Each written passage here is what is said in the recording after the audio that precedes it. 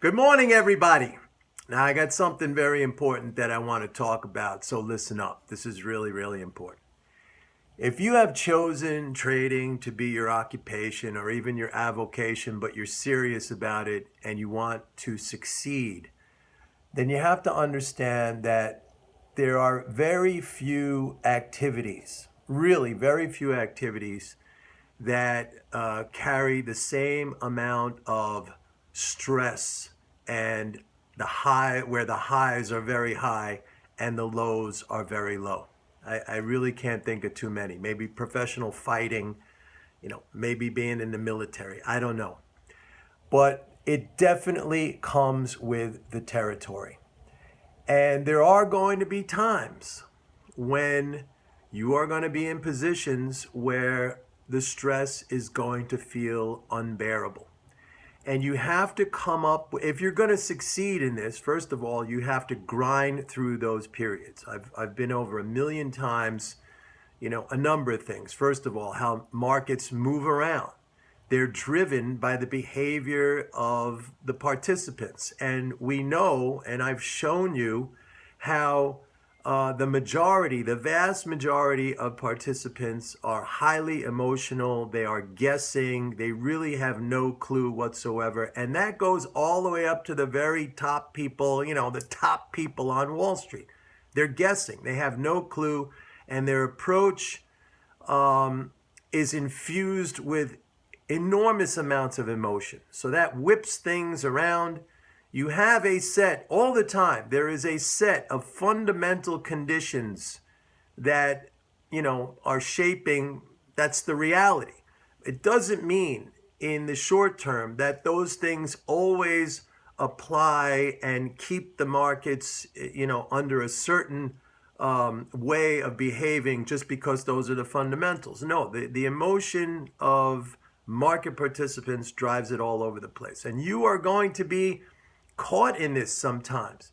It's going to be like you're out there on the open ocean in a small sailboat on your own and you're caught in a tempest and you're being thrown around and knocked around. It's not, believe me, and I've said this so many times, it's not easy. I've been doing this for almost 40 years. It never gets easy. If you think that one day you will arrive on easy street in terms of your participation in the markets and emotionally how it's going to feel, that's never going to come. So as soon as you understand that, the sooner you understand that, the better. So what do you do when you're in a tough spot?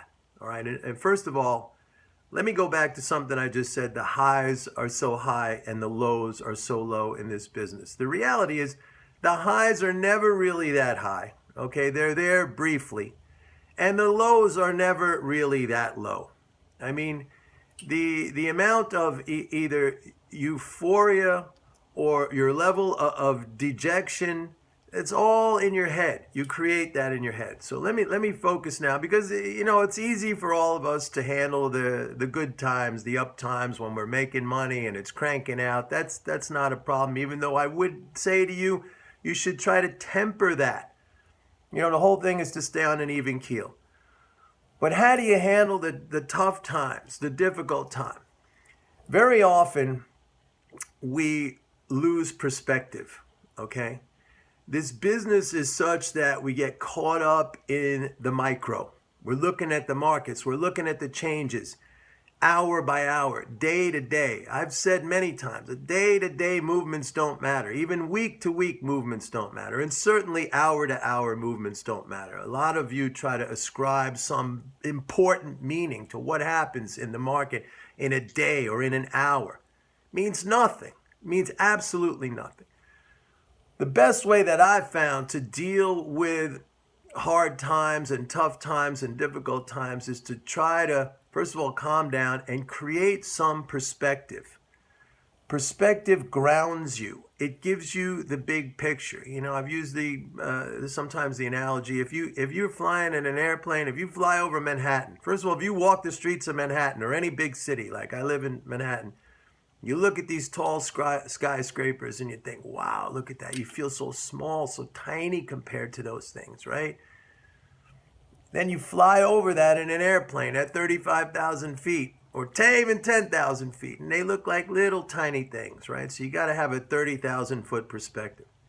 Let's take, for example, what's happening right now. Gold, all right? Gold saw some selling just a few minutes ago, sharp selling that dropped it down after a correction that we had over the last 2 days or something.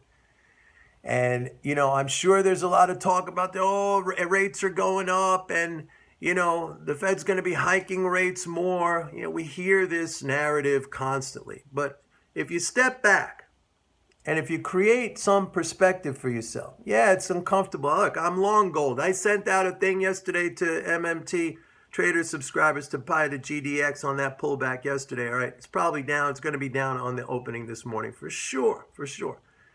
But you got to create some perspective. Think about it. Since December 2015, we have already had 2 rate hikes, and gold is up 14%. All right, we went from 0% in the Fed funds to 75 basis points. Gold is up 14%. The dollar yen, if you want to look at the dollar yen, since December 14th, we had 2 rate hikes, already had 2 rate hikes, all right? The only central bank in the world hiking interest rates. And the dollar is down 10% against the yen. If you look at the Dow Jones Commodity Index since December 2015, now remember, we had 2 rate hikes, the only central bank in the world that is now on a program of hiking interest rates. The Dow Jones Commodity Index is up 30% in that time. And by the way, 10-year Treasury yields have gone from 1.4% to 2.5%. That's almost an 80% increase in the yield. 80% increase in the yield. So rates have gone up. And what has happened? Gold has gone up. I don't even think the S&P is up 14% in that time. The dollar has gone up. Against some currencies, it has gone down, true. But the dollar has gone up. Commodities have gone up. So the secret here is the framing in your mind. Now you could frame this today, what's happening if you're long gold or something like that. Oh my God, this is terrible. This is horrible. I feel I can't take it anymore. The stress is too much. The anxiety is too much. I'm out of here. I quit. You can do that. You can quit. Nobody can stop you from quitting. Only you can stop you from quitting. But this is a cliche, but it's true. Quitters end up with nothing. You quit, it's over. It's done. The winners always, in every field, in every endeavor in life, the winners are the ones who can grind through it, who have that mental toughness, the fortitude, the grit to push themselves through when the going gets tough. You know that old saying, when the going gets tough, the tough get going. There's no stop-loss system that's going to save you. There's no system, period, that is going to save you. Every single system, and believe me, I'm a guy. I started my whole career as a great technical analyst. I followed all kind of trend following systems. I'll tell you a story, a quick story. I had a very, very wealthy client once who gave me some money to manage. And I thought to myself, this is very, very early in my career, and I thought to myself, I'm going to play it really safe and easy. I'm going to follow a trend following system. And this thing started out beautiful, and the guy was like, wow, this is fantastic, Mike. You're doing so well. The guy was very, very wealthy, and I was all excited because I thought, this guy will end up giving me a lot more money. And he's like, Mike, I am so pleased with the management of the money that I gave you. And then what happened? The markets reversed, and the system, just the way it is, by the time it reversed, all the profits were gone. All the profits were gone. So, that a lot of people, all of these commodity funds follow trend following systems, but that's the nature. I mean, there are many commodity funds, several I should say, that have lasted a very long time, and that's only because their managers, their founders, the people who run them, understand that that's the nature of the game. Now, they don't return very much, but they're still in business. They're viable businesses. But there's no way to get around it. It always comes down to the same thing. So you have to develop techniques, and these are framing techniques in your mind to frame it. You have the ability to frame a situation however you want. You could frame it as terrible and horrible and the end of the world and you can't take it anymore and force yourself to quit. Or you could change your thinking and make it, I'm not going to say make it easy, but make it not so bad, endurable. It's up to you. It's your choice. But I'm telling you right now, that is the only way it is going to work for you, or for anybody for that matter. And by the way, all of these ideas and principles apply to life in general.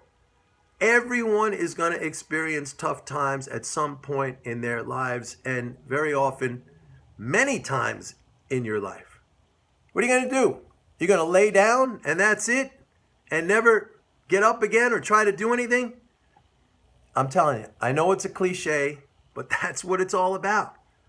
When the going gets tough, the tough get going. Practice. When a situation like this comes along, think of it as a gift, because it gives you an opportunity to practice on your mental game, to practice on that framing, to change your thinking.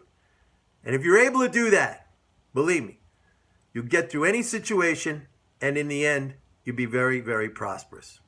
See you later.